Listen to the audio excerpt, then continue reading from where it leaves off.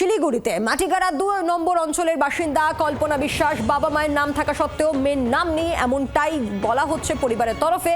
Passport জমা দেওয়া সত্ত্বেও নাম বাদের অভিযোগ, অর্থাৎ যাবতীয় নথি জমা দেওয়ার পর ভোটার তালিকায় নাম নেই এমনই অভিযোগ করা হচ্ছে। নারায়ণ সিংহ রায় আমাদের সঙ্গে রয়েছেন প্রতিনিধি। নারায়ণ, সেক্ষেত্রে যাবতীয় নথি দেওয়া হয়েছিল তারপরেও নাম ওঠেনি ভোটার তালিকায়।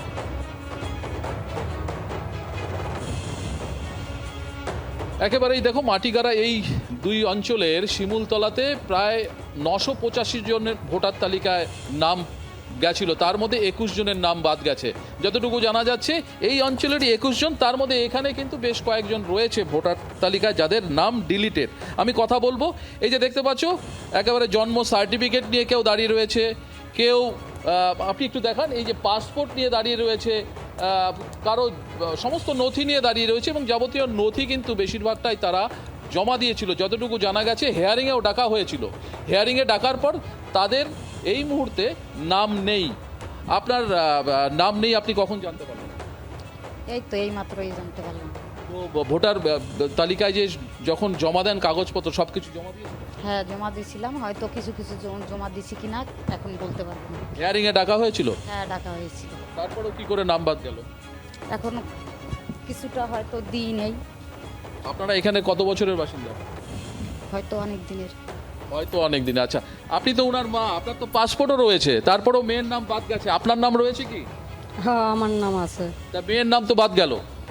বাদ গেল মানে ও দিতে পারে নাই, আর বাবার তা দেশে আমার তা দেয় নাই, মানে কোন জন্য দেশে আমরা ওইটা বলতে পারবো না। বাবার কাগজপত্র জমা দিয়েছে? হ্যাঁ, আর বাবার সব কিছু দেশেলো। তা এখন তো সরকারি কোনো কিছু সুবিধা পাবেন না, ভোটার তালিকা থেকে তো নাম বাদ গেছে।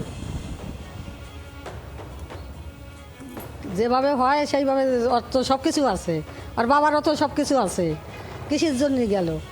আমি পেছন দিকে আবার কথা বলবো, এই যে দাঁড়িয়ে রয়েছে দেখছো, তারও ভোটার তালিকায় নাম নেই। তোমার মা বাবার নাম রয়েছে? হ্যাঁ, মা বাবার নাম আছে। তো তারপরেও কি করে নাম বাদ গেল? যাবতীয় নথি জমা দিয়েছো? সব স্যার জমা দিচ্ছি স্যার, সব জমা দেওয়া হয়েছে। হেয়ারিং এ ডাকা হয়েছিল? হ্যাঁ, ডাকা হয়েছিল, তারপরেও সব জমা দেওয়া হয়েছে। তারপর তো দেখলাম আজকে জানতে পারলাম যে লিস্টের নাম নেই। লিস্টে নাম নেই। তোমার নাম? কিশোর বালা। তোমারও কি নাম বাদ গেছে? হ্যাঁ।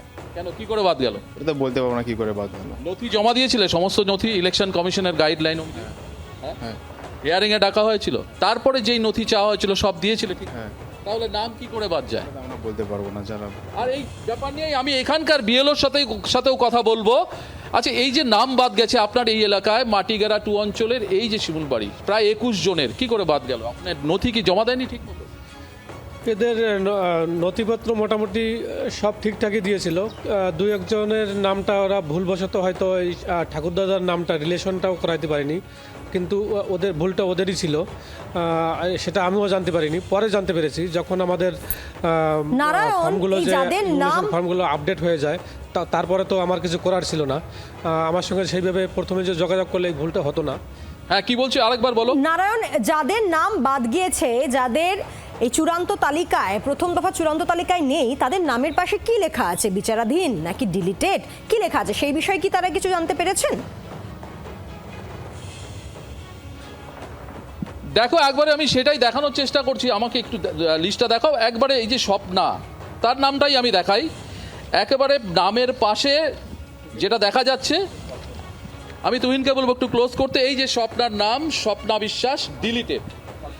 এই কল্পনা বিশ্বাসের নাম ডিলিটেড, অথচ তার মার পাসপোর্ট রয়েছে, যাবতীয় নথিও নাকি তিনি জমা দিয়েছেন, বাবার নথি জমা দিয়েছেন, মার নথি জমা দেননি। তারা এখানে অনেক পুরনো বাসিন্দা। আর ঠিক এই ঘটনা নিয়ে বিএলওর সাথেও কথা বলছিলাম, এরকম প্রায় 21 জনের বাদ গেছে। যদিও বিএলওর বক্তব্য অনুযায়ী তিনি বলছেন যে 2-1 জন নথি কিছু জমা দেয়নি, কিন্তু বাদ গেছে 21 জনের এই অঞ্চলের, অর্থাৎ ভোটার 985, তার মধ্যে 21 বাদ। হিয়ারিংয়ে ডাকা হয়েছিল, তারপরেও কিন্তু তারা কেউ বার্থ সার্টিফিকেট জমা দিয়েছিল না সেই সময়, পরবর্তীতে সেটাও জমা দেয়, তারপরেও বাদ যায়। হয়তো কিছু নথি অধুরা থেকে গেছে। আমি আরেকজনের সাথে কথা বলবো, আপনিও তো দেখছিলেন এখানকার, তো সেই সময় ডিউটিতে আপনিও ছিলেন, কি করে নাম বাদ ছিল? এই খবর শুনে আমি তুরন্ত চলে আসি, এই খবর শুনে যে 21 জনের নাম কি করে বাদ যায়। তো আমি তদন্ত করি, আমিও ফর্ম ফিল আপ করে দিই, এদের ফর্ম ফিল আপগুলো তো সম্পূর্ণ ঠিকই ছিল। এখন কি নথি এখন ভুল দিয়েছে না দিয়েছে এটা আমার কোনো জানা নেই, কয়েকটা দিনের ব্যাপার। তো এখন ব্যাপারটা হয়েছে যে এইগুলো যে সংশোধন এখন তো করতে হবে, এটা তো সংশোধন নেই, এখানে তো টোটাল ডিলিটেড আছে। সংশোধন করতে হবে। তো এখন এটা কিভাবে সংশোধন হবে? এটা কারণ ডিলেড অপশনে চলে গেছে। এটা কেন ডিলেড অপশনে গেল এটা তদন্ত করব। এটা যদি ঠিকঠাক করে না হচ্ছে, এরা তো জীবিত, এরা এখানকার স্থানীয় বাসিন্দার, ভারতবাসী, ভারতের স্থানীয় বাসিন্দার, আমাদের পাড়ার বাসিন্দার, আমরা চিরদিন এদের দেখে যাচ্ছি। তো এখন ব্যাপারটা হলো যে ডিলেড অপশনে কেন গেল, এরা সব কিছু নথি দেওয়ার সত্ত্বেও এটা কেন বাদ গেল? আমি আরেকটু বিএলও সাহেবের সাথে কথা বলবো, কারণ উনিও এই পাড়ারই বাসিন্দা, এই মাটিগাড়া টু, এই বিএলও এখানকারই, তার সাথে কথা বলবো। যাদের নাম বাদ গেছে তারা কি এখানকার? একদমই এখানকার আমার পরিচিত এবং জন্ম থেকে এদেরকে আমি চিনি। তো ওদের নামগুলো ডিলেট হওয়াতে আমিও মানে খুব খারাপ লাগছে।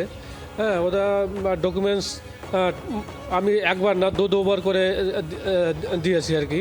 আমিও যথেষ্ট চেষ্টা করেছি যাতে নামগুলো বাদ না যায়। হিয়ারিং এর সময় কি সব নথি দেওয়া হয়েছিল এদের নামের?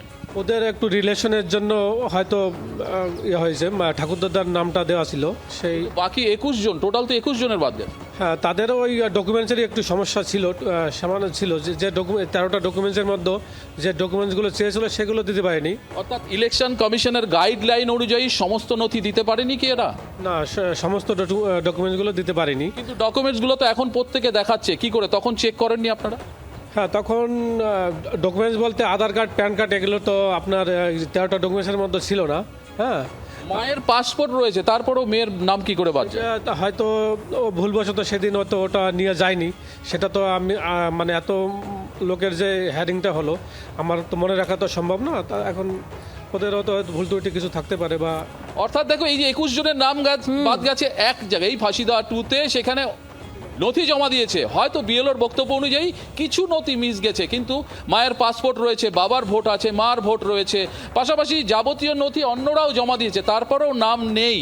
বিএলও যেমন বলছে হয়তো দু একটা নথি মিস গেছে বা দু একজনের মিস গেছে, কিন্তু প্রত্যেকেরই বেশিরভাগ নথি কমিশনের গাইডলাইন অনুযায়ী জমা দিয়েছে, তারপরেও নাম বাদ জানিয়ে কিন্তু তিনিও হতবাক। ধন্যবাদ নারায়ণ। বাংলার আওয়াজ, বাঙালির আবেগ, জি 24 ঘন্টা।